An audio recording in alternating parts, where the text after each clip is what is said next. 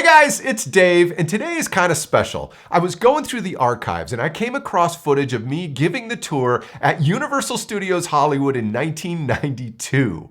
And this day was particularly cool for me because I had my brother, his wife, and my wife Stephanie on board for this tour. So I thought it would be fun to post in its entirety here for posterity in case my grandkids ever want to look back and see what Grandpa did for his first job in Hollywood. Well, here it is in all its VHS glory, me giving the tour at Universal Studios Hollywood in 1992. Enjoy. Hi everybody, my name's Dave. I'll be your studio guide today. How's everybody doing? Hi Dave, how are you? All right, pretty good. If everybody can hear me in the fourth car through your overhead speakers, can you wave your hands for me? Fourth car, there we go. Now everybody wave. Hi, we'll do the wave, starting from the front car. No, just kidding. We'll be on our way in just a second. Before we do, if we can have small children move toward the center of the row away from the tram gates. This is for their own safety. Okay, here we go. Everybody ready? Right. Once again, my name is Dave. Our driver's name is Patricia. Everybody say hi to Patricia. Hi Patricia. We got a good crowd today. We're going to be crossing now from our front lot, where we have all of our sound stages, do most of our interior filming, over to our back lot, where we have hundreds of facades and different areas where we do most of our exterior filming. A facade is a French word. It means false front. Well, we only have the fronts and sides of buildings here, because that's all the camera needs to see. If you look off to the driver's side, you get a little glimpse here of some of the metropolitan streets on our back lot. All of those facades there are just the fronts and sides of buildings.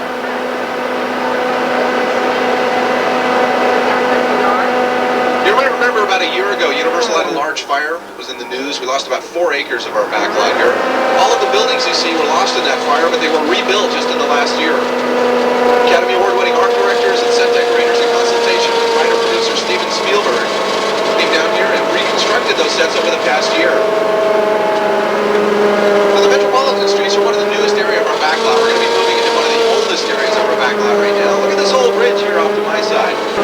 Okay, get your cameras out because we're going to be going right by the bridge right now. It's scheduled to be condemned, so we won't be going over it today. We're going to be going right by it. And it's a great picture of what used to be movie-making state-of-the-art. Now, this bridge has been in existence since the early 1900s, and since... Wait, what? Patricia, what are you doing? We're supposed to go around the bridge. We're supposed to go around the bridge. That's what we... Everybody hang on. I don't think this thing can support it. One of the support beams just fell. Everybody stay seated, please. Hang on. Patricia, I don't know what you're doing.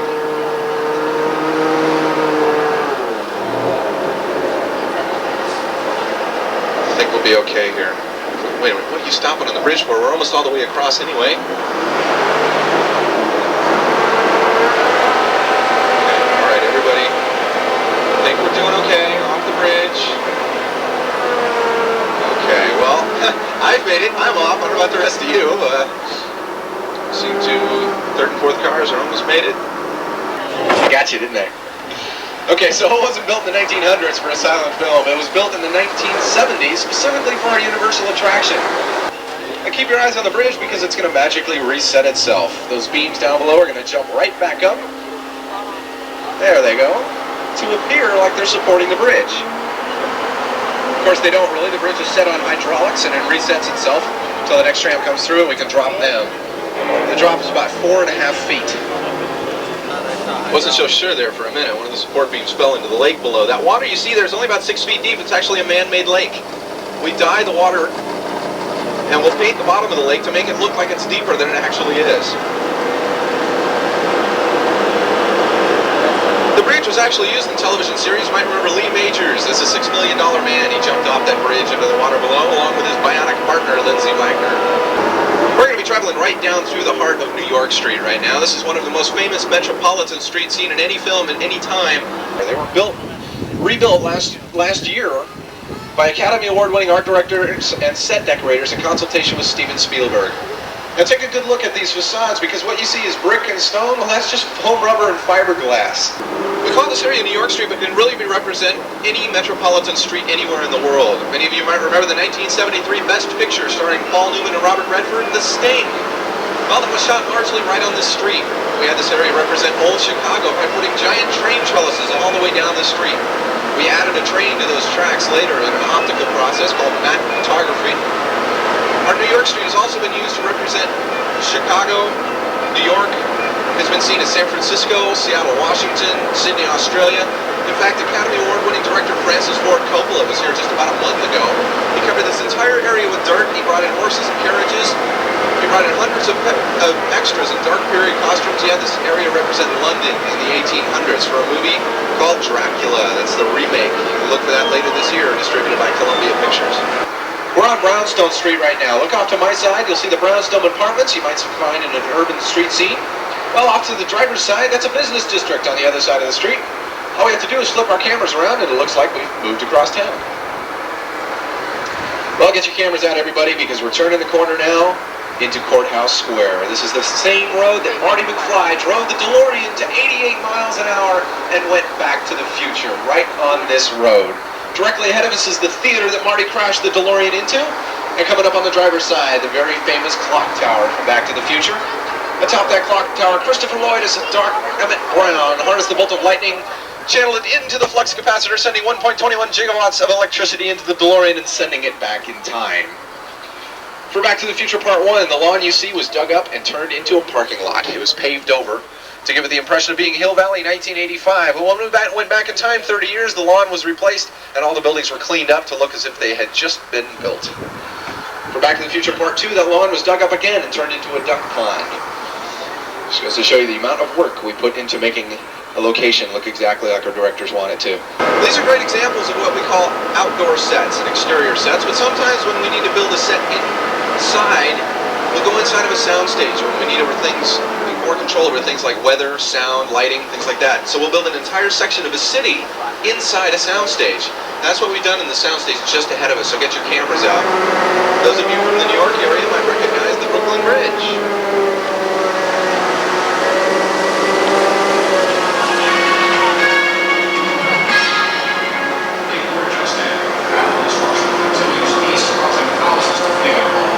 Police admit that they are powerless to stop the enraged beast. Military units are rushing to the scene. Beast was last sighted nearly 200 miles. Hey, that's where we are.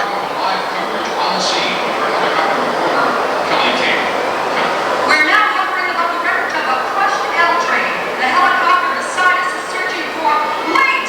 There's a trainload of people down there. We've got to go down and order them. Attention, people on the track. You are in danger. Repeat.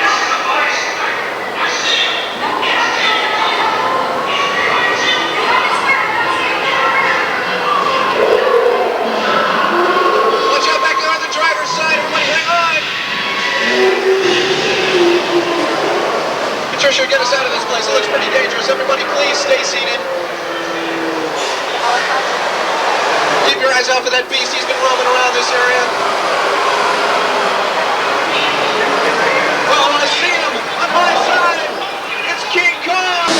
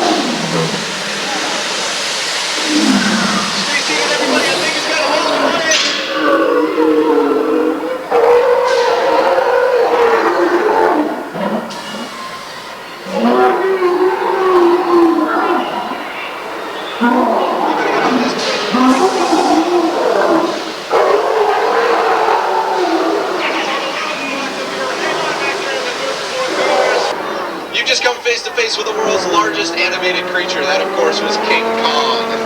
Kong stands 30 feet tall.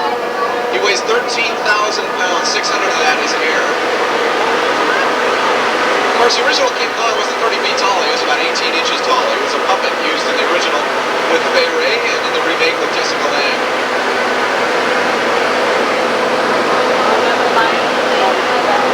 Got a good photo spot coming up for you. Right in front of the tram now, coming up to the driver's side. You'll see the Lyon Estates signs from Back to the Future. That, of course, was where Marty McFly lived in all three of those films. Those estate signs are a great example of props. They're not real cement, they're actually just fiberglass sprayed onto a wood and chicken wire frame. Wow. Got some more props over here on my side. We never throw anything away here at Universal. We never know when we're going to want to use it again. Might look a little cluttered, but it's very, very useful. This is, of course, what I told my mom when she told me to clean up my room, but I don't think it worked. The riverboat you see here, that's just a facade. It's not a real riverboat. It was originally built in 1953 for the movie Mississippi Gambler, starring Tyrone Power. The only part that moves on that whole boat is the giant red paddle wheel in back. Now, the river you see just beyond the riverboat, that used to represent the entire Pacific Ocean in McHale's Navy. How do we do that? Well, we use the miniature boats off to the driver's side. Oil tankers, submarines, battleships, all real small. Now, you might want to keep your eyes out for some underwater mines left in the water by McHale's Navy. I know, me too. I think there's a few more of those left in the water, so beware. Uh-oh. Ladies and gentlemen, you might want to pick your belongings up off the floor because we've come to the Red Sea. Yeah. Here we go, you're going to get a great sea level shot.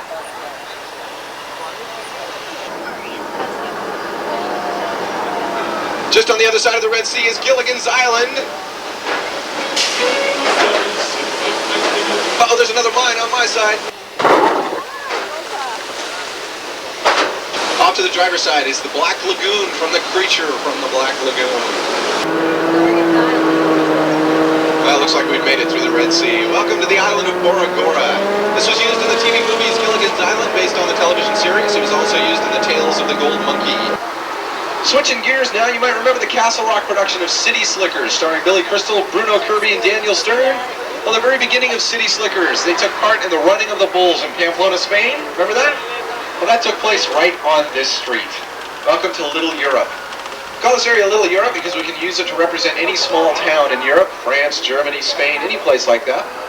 Camera crews spent days and days filming down each and every little street here, put it all together in the editing room, and it made it look like our heroes were running from the bulls for miles and miles. You also might remember the 20th Century Fox production of War of the Roses, where Kathleen Turner gave Michael Douglas the car for Christmas. That was right on this road. Of course, the whole road was covered in snow then. The cobblestones we're driving on aren't real cobblestones either, they're just crushed cement. It's all about illusion here in Hollywood. Now off to my side, this is the Court of Miracles, probably the most historic spot on our back lot. This is home to most of Universal's famous classic horror films. Frankenstein's monster made his very, very first appearance in that archway back there to the left. The world had never seen him before he marched through those gates. In fact, a Universal makeup man is credited with the look of Frankenstein, with the flat head and the scar across his forehead, the bolts. The Hunchback of Notre Dame, the Wolfman, even Dracula, they've all been lurking in the Court of Miracles at one point or another. In fact, Bruce Willis has also been seen lurking in the Court of Miracles at one point. He filmed a segment of the ABC Circle Films production of Moonlighting here. It was an Emmy Award-winning segment. It was a spoof on The Taming of the Shrew, with Sybil Shepherd. Now, if anybody needs to make a phone call, now's your time. These giant phones on either side of the tram here were used to make Lily Tomlin look very, very small in The Incredible Shrinking Woman. It's a good thing we got the cellular. Off to the driver's side, wave hi to Paul Bunyan and his Blue Ox Babe. Just beyond them is the Bell X-2 aircraft from the pilot episode, pardon the pun, of Quantum Leap. Stage 50 just ahead of us. It's a very special treat for all of you today. It's what we call a hot set. That means it's totally dressed and ready for filming. Now, our filmmakers are on location in Northern California and San Francisco getting some exterior scenes. They'll cut that together with what's inside of here. Inside here, we've built a complete replica of a San Francisco subway station. This is the only two-level set in all of Hollywood. Upstairs, we built a busy urban street scene, and down below, we built a complete, authentic replica of a San Francisco subway station. Look off to the driver's side, you'll see some film equipment. Our filmmakers are going to be using that as soon as they come back from location shooting. Now, everything you see here is exactly as it would be in a real subway station, all the way down to the telephones and the ticket machines. Stay seated, everybody. Just one on Southern California, little tremors, nothing to worry about. Like I was saying, stay seated, everybody. I don't know how bad this is going to get.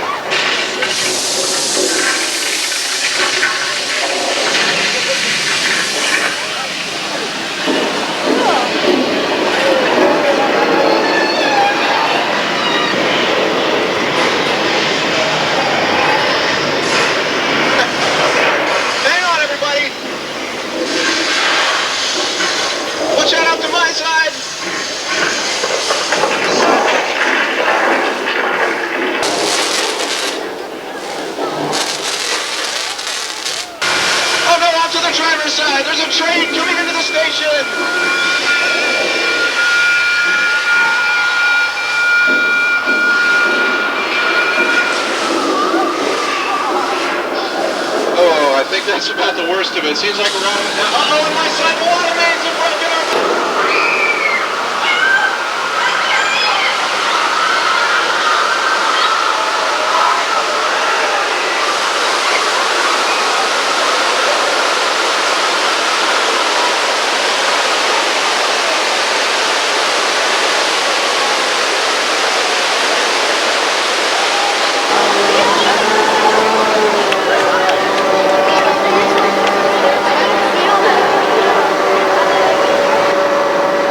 Just survived the big one. That was an 8.3 on the Richter scale. It just goes to show you the amount of realism our filmmakers can bring to the screen. Oh, choo-choo. Those are about 60,000 gallons of recycled water pouring down at you. I think some people in the fourth car there are going to take a little home with them. Well, you might remember back in the 1970s, the small town of Amity Island was terrorized by a great white shark. Anybody remember his name? Jaws, that's right. Well, coming up off to my side, Jaws Lake. And we're going to pull right onto the dock here, so I need everybody to remain seated. We don't want anybody to fall over or get eaten by a shark. We've had some shark sightings in these waters. Everybody stay seated. Wait a minute, there's a fisherman out there. George, what are you doing out in the water? George, get out of the boat. Get onto the dock, George. There's a shark behind you. George. Get out of the boat, George. Well, I warned him. Fisherman. Huh? Oh no, help! Well, at least he had a lot of guts. And there they are! Oh, girls! Oh, no! Everybody stay seated and keep your eyes on that yellow buoy out there in the middle of Jaws Lake. We've baited that buoy. We've been trying to catch that shark for some time. The buoy's attached to the dock. He's got the buoy, everybody, hang on! He's got the whole dock! Whew, looks like we've made it. Uh-oh, on my side, I see him! It's Jaws!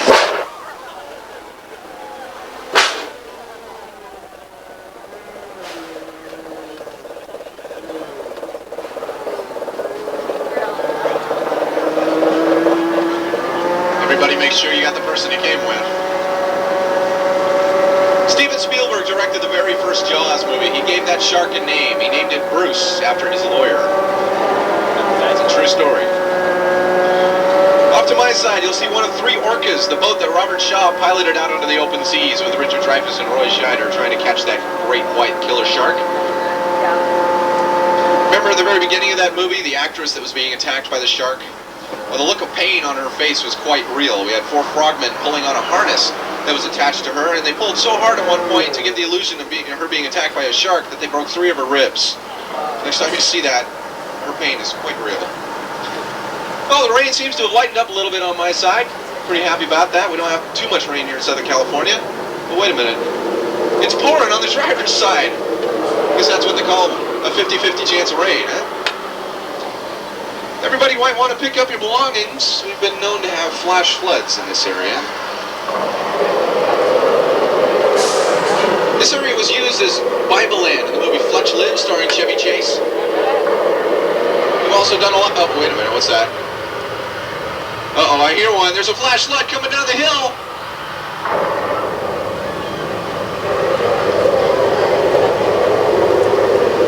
Timber!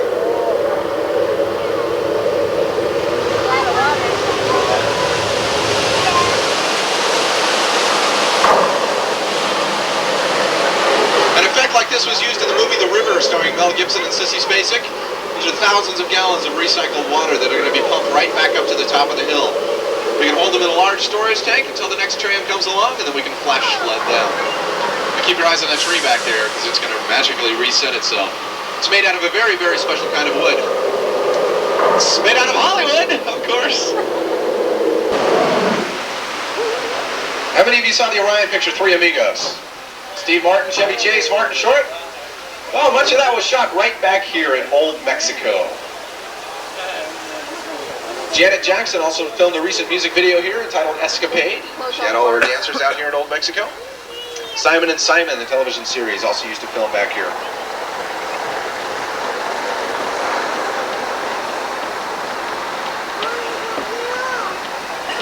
We're going to be traveling north of the border now from Mexico into Texas. Going to be coming into 6 Points, Texas. As we come into the central area, take a good look around. You'll notice there are 6 different streets leading into the central area. Well, back in the early days of filming in 1915, when Carl Laemmle first opened the studio, he would invite guests down to come and watch the pictures being made. He would set up bleachers all around this area, and for just 25 cents, they could have a box lunch and spend the afternoon watching the production being filmed. Well, since the sound wasn't being recorded back in those days, they were mostly silent films, and because sound wasn't being recorded, he would invite guests down to watch the productions being made, and they could cheer on the good guys and boo the bad guys, and they wouldn't disrupt the production at all.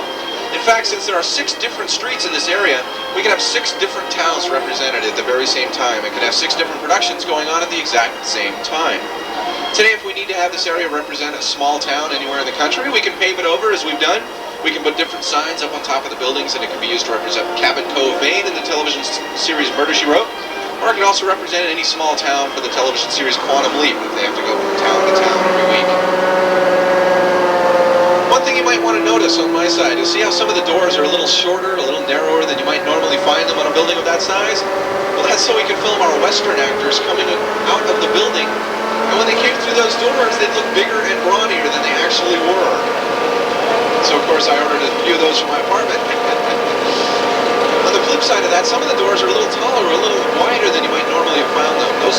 That way we can film our leading ladies up against those doors, and they'd look smaller and more petite than they actually were.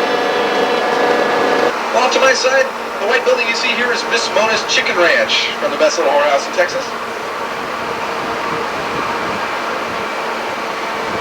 It's a practical set. That means we can go inside to shoot as well as outside. In fact, that house was originally built inside a soundstage. It was built on rails so we could open it up and film inside as well as out. We're now on Colonial Street. Colonial Street is home to some of the most famous houses you've ever seen. Right ahead of us, the gray house with the white trim and the brick foundation.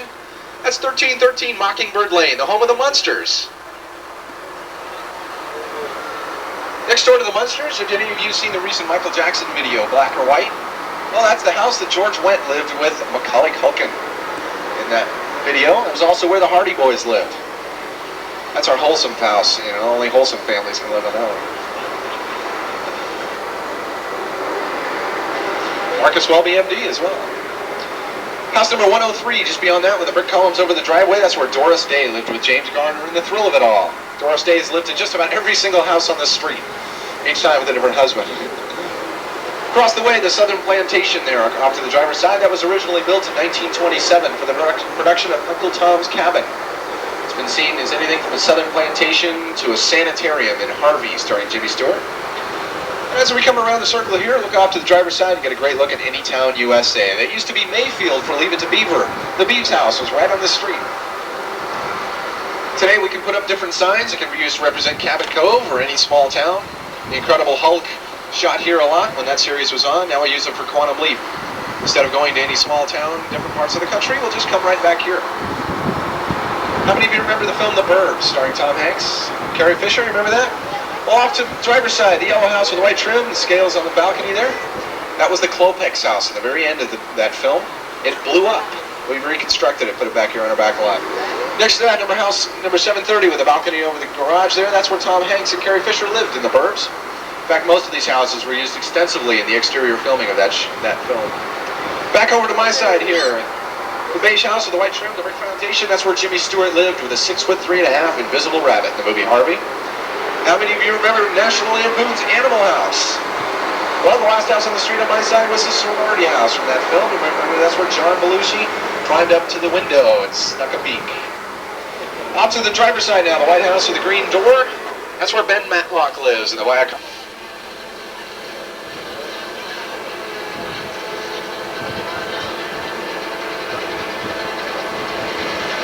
We're going to be going right up to the front door.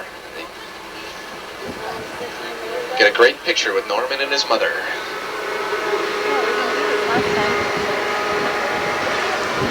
See the dirt road leading up to the Psycho house there? It's actually kind of a little muddy road right now with all the rain. That's our psychopath.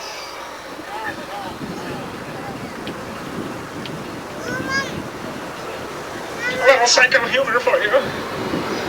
Big trunk here nailed to the boards in front of the Bates Motel. Those are our psychiatries. Bum. Coming around the Bates Bates Motel here at the front of it. You'll notice there are 12 rooms, just like in the movie. We also have the very first view that Alfred Hitchcock gave us in the movie Psycho, with Norman Bates coming down the steps to take care of Marion Crane at the Bates Motel. Now, the Psycho house is built on a 7/8 scale. It's built smaller than you might normally find a house of that design. That's so it would look as if it were farther away from the Bates Motel than it actually was. Alfred Hitchcock wanted it to loom as ominously as it could. Now keep your eyes out in the upstairs window as we come up to the front door of the Psycho house. Norman Bates' mother has been known to be lurking. Hello, Mother.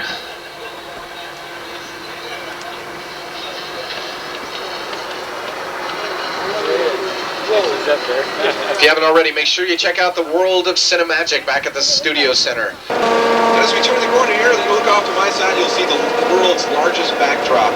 This backdrop was originally built for Jaws the Revenge, starring Michael Caine.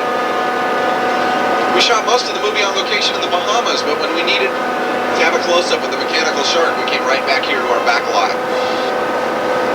Unfortunately, we had to dye that water blue to match the water in the Bahamas, and every time Michael Caine came out of the water, he had blue hair. Well, we're going to be traveling now from sea level to the highest point on our lot. This is 12,000 feet above sea level. Snow all over the ground, and the roads are a little icky, so we need to be careful.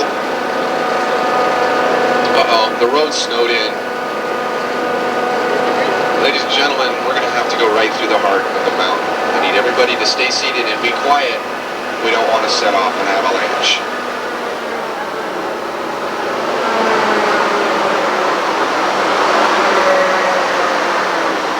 Or maybe we do. You want to start an avalanche? Okay, if you want to start an avalanche, make some noise. I can't hear you. I can't hear you. Oh, there you did it. Hang on, everybody.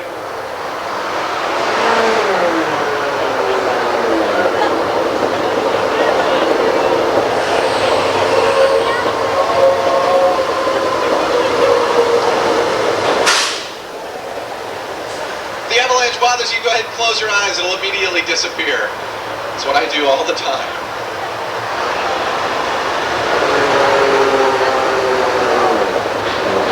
You know what's moving, Michael? The walls are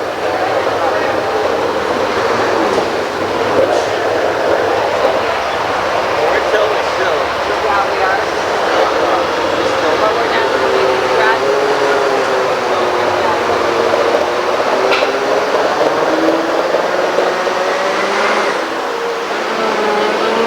Everybody look at the fourth car, they're still leading. Well, now you have an appreciation for how your socks feel when they come out of the dryer. You might be surprised to know the tram stayed completely level the whole time we were in there. It's just your visual senses making you feel dizzy. If you did feel dizzy, you're not alone. We filmed a segment of the $6 million Man in that ice tunnel where Lee Majors had to chase the Sasquatch all the way across the tunnel. Well, we had to film that segment several times before he could get all the way across without falling down.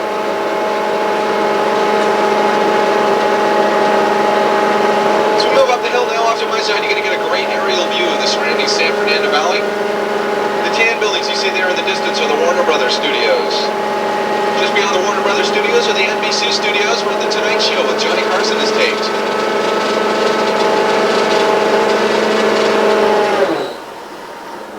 Back in 1915 when Carl Laemmle opened the studio, this area used to be a chicken ranch, believe it or not. Well, he had no idea how successful the movie industry would become, so he kept part of the chicken ranch open as he converted over to a movie studio. As he would invite his guests to come down and watch the productions being made, he'd sell them eggs on their way out from the chicken ranch to make sure he got something out of his venture. Since then, we've grown to be the largest and busiest motion picture studio anywhere in the world. We cover 420 acres right now.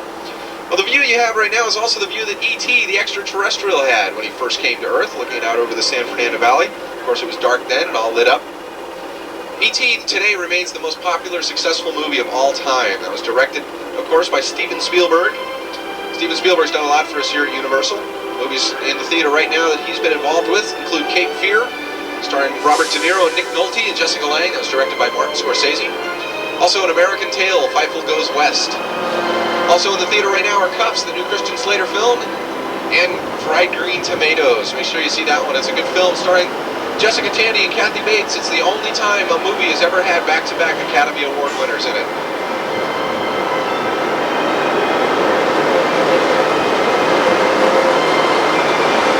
addition to movies, we also produce a lot of television shows here. We've also already mentioned Coach and Murder, She Wrote. How many of you remember the television series The A-Team, starring George Papard and Mr. T? Coming up on my side, one of the 3 black vans used for The A-Team. This black van here, just behind the gate, is what we call a picture car. Any car that ends up on screen in front of our cameras is a picture car. Oftentimes we'll use more than one car to represent the same vehicle. Actually, in Back to the Future, we had 16 different DeLoreans for part 2 of that film to give it the illusion of flight and going back in time. Off to the driver's side, you can catch a glimpse of the artist entrance to the Universal Amphitheater. Rod Stewart is playing there tonight. He had a sold-out concert there last night. The Universal Amphitheater has 6,251 seats. Very, very big place for a sold-out show. Well, coming up on the driver's side now, everybody synchronize your watches because the countdown has begun. Under construction just ahead is the thrill ride of the century. It's a supersonic experience that will propel you beyond the boundaries of imagination, straight into the ultimate time travel adventure. We're constructing Back to the Future, the ride. This is going to be a very exciting event for us here at Universal Hollywood. We have Back to the Future of the ride in Universal Studios, Florida, and believe me, it is the most exciting 3 minutes you will ever spend. We're going to be using state-of-the-art flight simulation techniques, Omnimax screens, and surround sound that'll blow you away. So come back and see us in June of 1993 for Back to the Future, the ride, and ride in Doc Brown's 8-passenger time-traveling DeLorean. We're going to be passing under the Starway right now. The Starway is the largest escalator anywhere in the world. It can transport up to 12,000 people per hour. If you haven't already, make sure you take it back up to our entertainment center. Catch all of our live shows today. The Miami Vice Action Spectaculars. See over 50 explosive stunts in just 15 minutes. If you're in the mood for stunts, don't miss the Riot Act. Or travel back to a time of swords and sorcery with the adventures of Conan. And if you're in the mood to go ahead in time, make sure you see the Star Trek adventure. You can become a part of a live videotape production. The Animal Actor Stage is also a very interesting show. It shows you how we train our animals to act in different television shows and movies. We're also going to be going down to our studio center now. Make sure you take a ride with E.T. hop aboard a starbound bicycle back to his home planet in E.T.'s Adventure. And the world of Cinemagic, don't miss that. That's one of the most exciting shows here. With the Back to the Future special effects stage, you can also become a part of that. The magic of Alfred Hitchcock and the Harry and the Henderson sound effects show. It shows you how we dub all of our feature films. Also down there, Lucia Tribute, a great tribute to Lucille Ball, AT&T at the movies. We also have the studio commissary. If you're in the mood to eat later on today, make sure you check out Victoria Station back up at our entertainment center. Welcome back to the studio center, everybody. You're going to be exiting toward the driver's side today, and as you do, please walk toward the back of the tram, around the other tram, to the studio center. Make sure you have all your personal belongings with you. You don't want to leave anything behind today. Once again, my name is Dave. I'll be standing right back there by the studio center if you want to come up and say hi or ask any questions. Once again, on behalf of MCA and Universal, have a great rest of your day, everybody. We'll see you in the movies. Bye-bye.